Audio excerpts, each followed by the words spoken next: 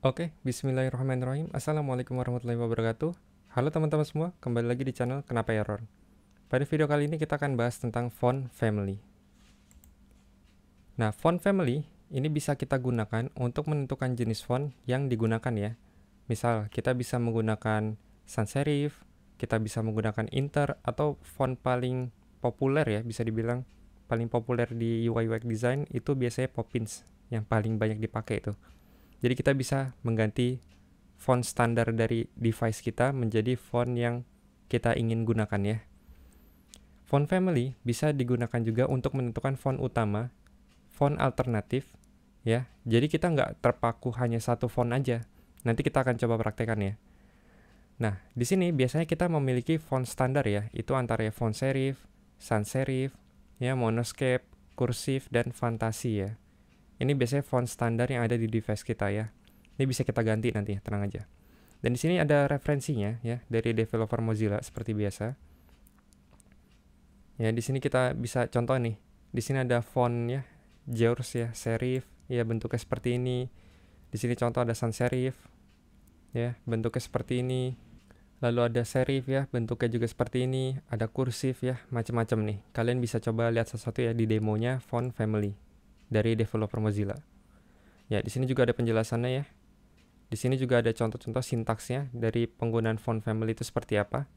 Di sini ada beberapa generic font ya. Ada serif, sans serif, monoscape ya, seperti yang kita jelaskan tadi, dan lain sebagainya. Ini banyak. Kalian bisa coba satu-satu ya. Ya, ke bawah lagi ini ada penggunaan juga namanya Gilstein Extra Bold ya, nama fontnya ya, macam-macam ya. Ini banyak sekali penjelasan di sini. Kalian bisa baca di sini ya. Di sini kita punya contoh penggunaan font family ya. Caranya cukup simpel. Ya, kita bisa tuliskan font family, propertinya ya, font family, lalu nama font yang pengen kita gunakan ya. Contohnya di sini kita menggunakan sans serif. Oke, kita coba langsung aja ya, biar kalian langsung paham. Oke, yang pertama di sini kita akan buat sebuah file baru bernama font family ya. .html ya. Kita sembunyikan sidebarnya, kita masukkan tag dasarnya. Ya, di sini kita tuliskan font family. Ya, misalkan di sini contohnya saya punya tag yang namanya H1 deh. Ya, hello world. Ya, kita save, kita coba buka dulu di browser kita ya. Ini sorry saya buka dulu. Oke, ini saya coba buka di browser kita. Ya, di sini kita drag and drop aja.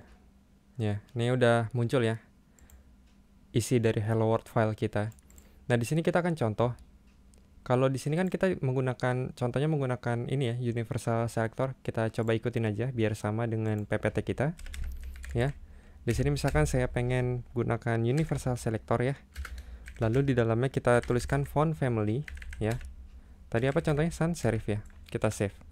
Perhatikan ya. Bentuk awalnya seperti ini. Kalau kita refresh, dia berubah. Ya, jadi kita bisa menentukan font family dari font kita ya, font yang pengen kita gunakan. Ini bisa menggunakan namanya property font family. Di sini nggak harus universal selector ya, kalian bisa juga ganti dengan H1 misalkan atau nama kelas kalian ya. Ini bebas. Ini contohnya saya menggunakan universal selector ya.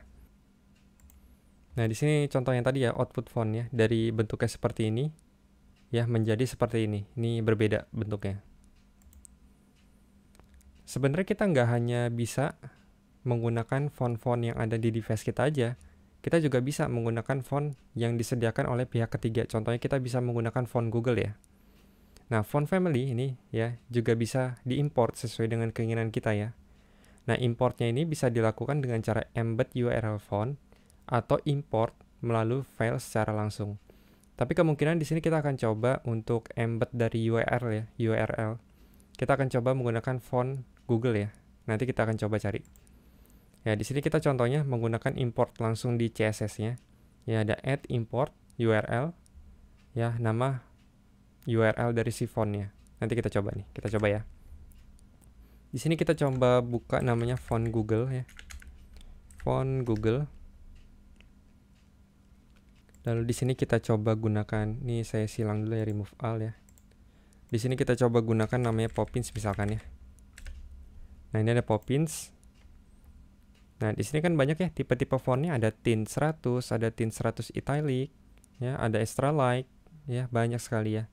Kita akan coba menggunakan misalkan ya regular 400, medium 500, semi bold 600 dan bold 700 misalkan ya.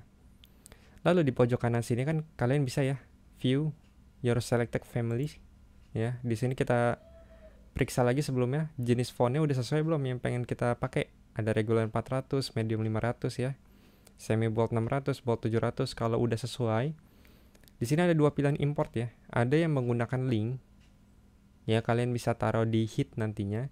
Kalian bisa menggunakan import juga. Ini contoh kita menggunakan link dulu ya. Kalau kalian menggunakan link, ini kalian copy paste aja semuanya. Kita copy. Lalu saya akan coba pastekan di sini ya, di bagian hitnya. Ya, saya pastekan ke sini. Ini saya nyalakan dulu WordWrap-nya. Ini saya rapikan dulu deh. Nah, seperti ini juga saya rapikan dulu. Nah, sip ya. Nantinya kalau seandainya kita buka di browser kita ya, kita refresh coba. Ini nggak akan terjadi apa-apa. Kenapa? Karena di sini kita belum setup nih di font family-nya. Kalau kalian baca lagi di dokumentasi dari font Google ya, di sini ada rules-nya untuk menggunakan font family ya. Kita bisa menggunakan di font family-nya itu Poppins ya. Yang kedua sans serif. Kita coba ya. Ini kita buka lagi di sini ya. Kita kasih koma, kita kasih kutip, di sini tulisannya Poppins ya. Seperti ini. Jadi kalau kalian nantinya refresh di browsernya, ini sudah berubah, udah menjadi font family ya. Nah, terus maksudnya apa nih? Kalau seandainya ada dua kayak gini, ada Poppins, ada sans serif.